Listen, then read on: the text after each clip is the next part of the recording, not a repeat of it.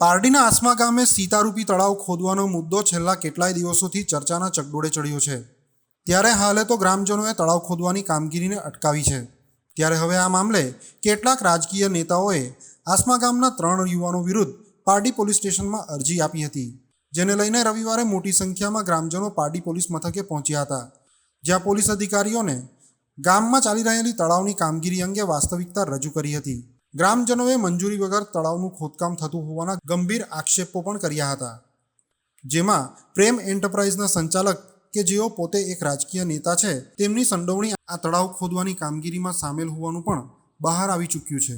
ગ્રામજનો તળાવ ખોદવા મુદ્દે વિફરતા હાલ આ કામગીરી બંધ કરવાની ફરજ પડી હતી।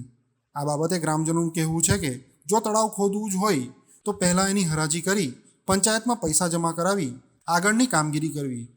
આમ આવનારા દિવસોમાં પારડીના આસમા ગામે તળાવના મુદ્દે વિવાદ વકરવાની પૂરેપૂરી સંભાવના છે।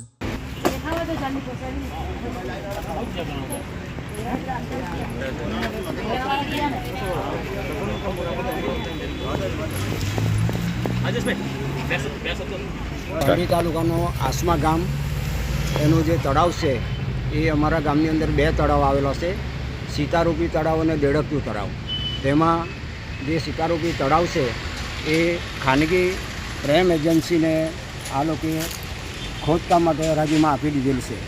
હવે જે સમયે આ તળાવને હરાજીમાં આપણે 2023ની અંદર ઠરાવ કરવામાં આવેલો અને તે સમયે બહુમતી પણ મેળવેલી નથી અને ગામ લોકોને આ બાબતમાં મોટો વિરોધ છે કે તળાવનું ખોદકામ જો કોઈ આડેધમ ગમે તે પ્રવૃત્તિથી થઈ જાય તો આ તળાવની અંદર બાળકોને કે બીજા વ્યક્તિઓને કોઈ સાચવવું, ભવિષ્યમાં કોઈ મોટી હાનિ પહોંચે એ માટે ગામ લોકોનો એવો અભિગમ છે કે યોગ્ય માર્ગદર્શન હેઠળ નીતિ નિયમ પ્રમાણે તળાવ ખોદાવવું જોઈએ।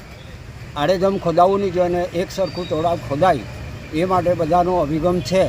તળાવ ખોદવા માટે કોઈનો વિરોધ નથી, બધા જ સંમત છે, પણ યોગ્ય રીતે કાર્યવાહી થાય, નવો ઠરાવ થાય, ગામ લોકો જે નીતિ નિયમ નક્કી કરે તે પ્રમાણે તળાવ ખોદાય તો બધા સંમત છે।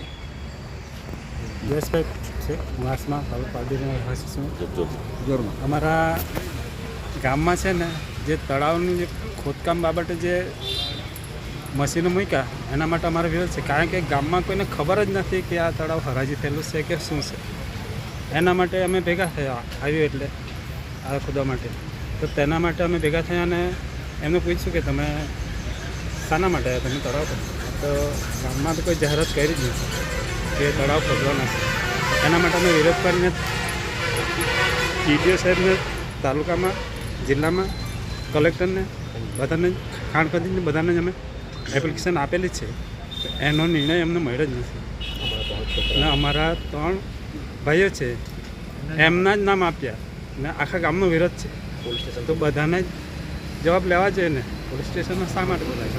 પોલીસ સ્ટેશન બોલાય એનો વાંધો નથી, પણ બધાને જવાબ લેવા જોઈએ, કારણ કે આ 3 જ જણાએ થોડો વિરોધ કર્યો, આખા ગામના જ છે। અહીંયા 100-200 જણાની સાઇન પણ છે અને આજે પણ 100-200 જણા ભેગા થયેલા જ છે। મારું નામ સંકેત પટેલ છે, હું આસમા ગામથી બોલું।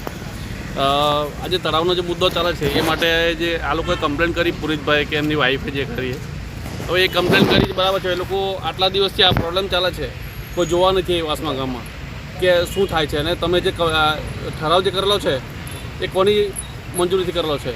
ગામને ખબર તો પડવું છે કે તમે ઠરાવ કરેલો છે, ગામ લોકોને કોઈને ખબર જ નથી, બરાબર। અને તમે જે અરજી કરી એ અરજી કરી બરાબર છે, તમે એકવાર અમને મળવા આવ્યા? ગામ લોકોને કોઈને મળવા તો આવ્યું જ નથી તમે, પુનિતભાઈ કે જે લોકો અરજી કરીએ એકવાર તમે મળો એટલે પછી અરજી કરો ને। અને તમે પોલીસ સ્ટેશનમાં આજે તમે હાજર પણ નથી રહ્યા, અરજી કરી બરાબર છે, અમે તો આવી ગયા, પણ તમારે આવું તો હતું ને જોડે, એ કોઈ આવ્યું જ નથી, બરાબર। હું શંકરભાઈ મનુભાઈ આસમાથી બોલું છું। અમારા આસમા ગામે જ્યારે બી તળાવ માટે પ્રેમ એન્ટરપ્રાઇઝે જે પાણીનો નિકાલ કર્યો છે, ગામ લોકોને કોઈને ખબર નથી અને અત્યારે પાણીની સમસ્યા છે મોટી, લોકો ખેતીના પાક માટે વલખી રહ્યા છે, છતાં બી પાણી મળતું નથી। એ બાબત પર અમારા આખા ગામનો વિરોધ છે। મારું નામ રેખા છે, અમારું ગામ આસમા। અમારા આસમા ગામમાં તળાવનો પ્રોબ્લેમ પુનિતભાઈએ પાણીનો નિકાલ કરી નાખ્યો, અમને કોઈ પાણીની પૂછ્યું નહીં ગામ લોકોને, છતાં બી ખેતી અમારી કોઈ થઈ નહીં, ખેતીમાં અમારું નુકસાન છે ને હમણાં પુનિતભાઈએ પોલીસ સ્ટેશનમાં 3 છોકરા નામે અરજી આપી તો 3 છોકરાને અમે કેમ અરજી આપી? અમારા ગામના આખા ગામને પેલું આપો. અમે ગામ હાજર છે, આખું ગામ વિરોધ છે. અમારે બધી અરજી પહોંચી ગઈ છે, છતાં બી અમારો કોઈ જવાબ મળતો નથી. એમ તો મિત્તલબેન હોય, પુનિતભાઈના મિસિસ, તો મિત્તલબેન અમને કોઈ વાર ગામમાં આવીને મળ્યા નથી. એમ તો પંચાયતમાં આવીને એકવાર મળવું જોઈએ ને. એમ ભાજપના કાર્યકર્તા છે એ લોકો, છતાં બી અમે બી ભાજપના છે, વર્ષોથી ભાજપવાળા છે. એમ તો ભાજપવાળા કોઈ બી અમને મળતા નથી. તો આનું કારણ શું છે? એમ અમને આ પોલીસ સ્ટેશન આજે અમે હાજર છે. એમ ને ત્યાં અમે વાતચીત કરીએ છીએ. અમારા છોકરા માટે તમે અરજી કરે, અમારા ગામ તરફ કરો, તમે બધાને કરો. એમ આખું ગામ અમે હાજર છે. એમ કોઈ ચોરી નથી અમને, અમે કોઈ ચોરીનું કામ કર્યું નથી. એમ અમારા ગામ માટે અમારા છોકરા અમારા બોલે છે. એમ બરાબર.